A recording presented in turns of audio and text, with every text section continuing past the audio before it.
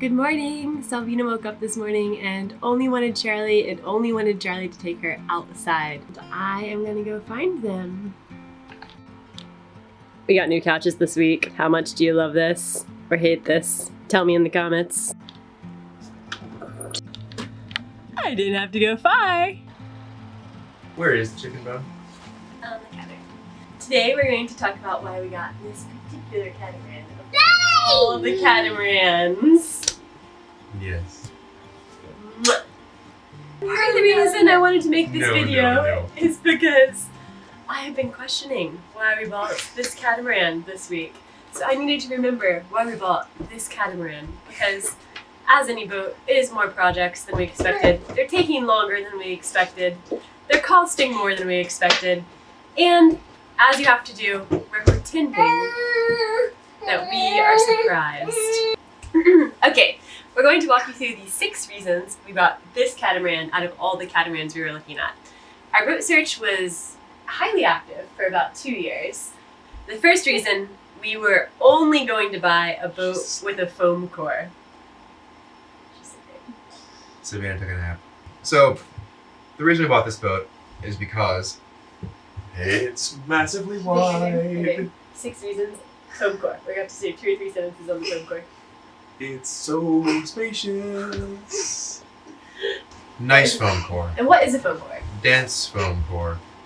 Fiberglass and epoxy on top of foam core. Vacuum bagged foam core. With adequate resin. This type of foam, if it's a high density foam, not a honeycomb, and water doesn't migrate through it. And our last boat was plywood between fiberglass, and the water migrates through that slowly as it rots. I replaced acres of plywood in our last boat with foam core, and I decided that if I was going to buy another boat, then I was really going to try and find one that had been built with foam core. And so that was our limit. Find something with foam if we can.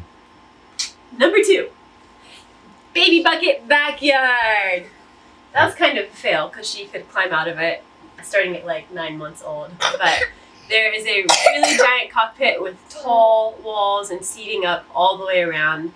So if we finish the cockpit enclosure back there, it'll be a really safe area for her to play in.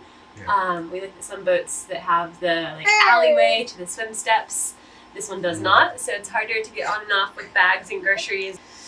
But a lot of the modern boats, safer. They're set up with like a water slide out the back, essentially. Or that. If you drop anything or fall, you're just washing out the back of the boat, and that was unnerving for us. We didn't want an open transom style boat. This is our super safe baby bucket. As you can see right now, it's not a baby bucket. It's a workshop. I think it's about time to take over. What do you think, Salvina? Item 3 is length.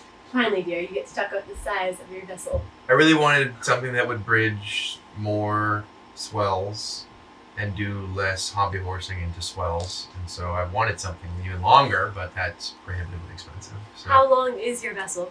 This one is 56 feet long.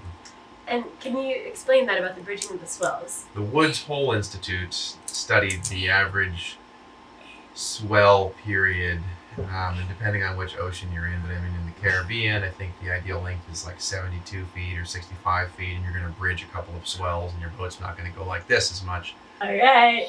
But yeah, and the width on this boat is very. It has a its ratio of length to width is very good. It's 30 feet wide, 56 feet long. Most boats at this length are only 25 feet wide because of constraints in marinas and constraints in construction. Which brings me to sleeping stability. 30. Yeah, it is so stable. We wanted to be able to sleep through the night, so until we got away from long, big monohulls, I was having a very hard time. My body is whatever's going on with the liver and other stuff because of Lyme disease. I need to sleep through the night, or else my brain is just migraine, flashy-eyed all morning and day. And so I wanted something that had a cat platform that hopefully, if we were in a rolly anchorage, I'm still sleeping and not getting that REM sleep that a growing boy needs, apparently. She's pulling her nose. Budget. Oh, on our budget. Okay, well, we didn't want to go broke, so we bought the cheapest boat we could possibly find. So we're going to go broke. Cheapest foam core catamaran. Yeah.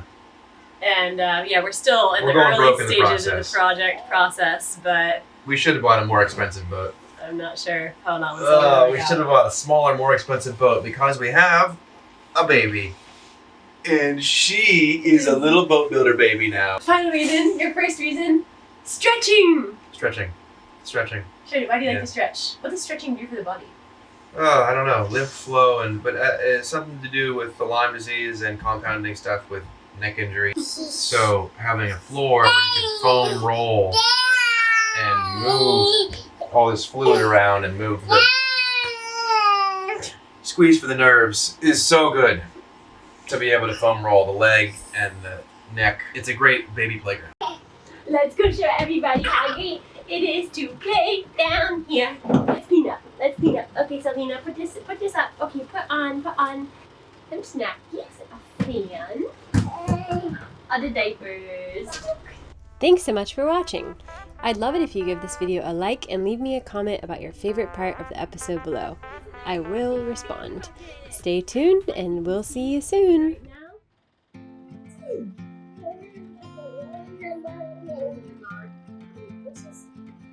Choose it.